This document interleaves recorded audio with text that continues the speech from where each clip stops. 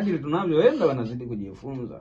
Sehemu ambayo ilikuwa ni korofi kabisa ilikuwa ni maeneo ya kijiji cha Mofu.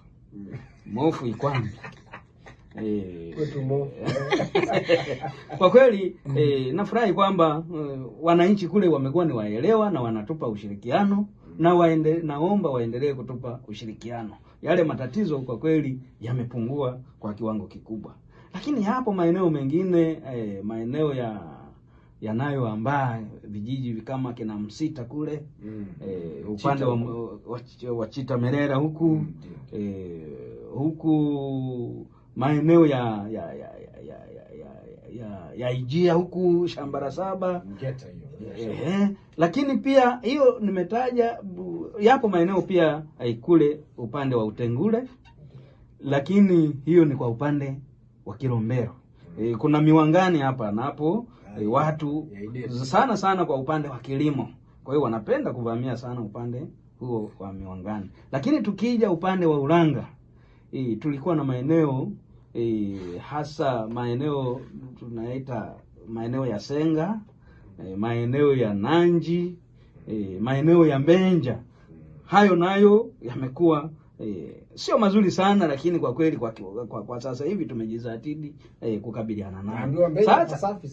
Sasa hivi kwa kweli ni pasafi, na wale wanaoenda basi tu ni wale ambao sijui wanajitoa ufahamu, lakini naamini kabisa kwa wale ambao watabahatika kukamatwa basi watakuwa ni mfano. Lakini kwa mwaka kipindi cha karibuni shida zaidi imekuja hasa kupitia vijiji vya ukanda wa Malinyi. Ukanda huu wa Mtimbira,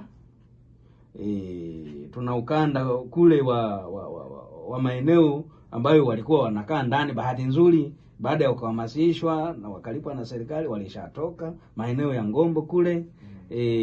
Lakini hapa maeneo yanayoambatana na wao wananchi wanayaita maeneo ya Maguba, lakini hapo kuna mwambao mwa vijiji vingi ikiwemo Kiswago kule Saramiti kule lakini tuna maeneo kama yanayoambatana na Igawa kule.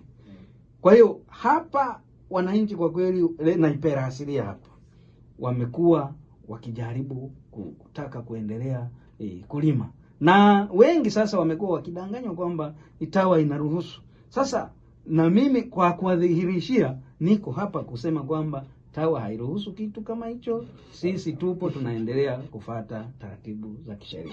Safi kabisa.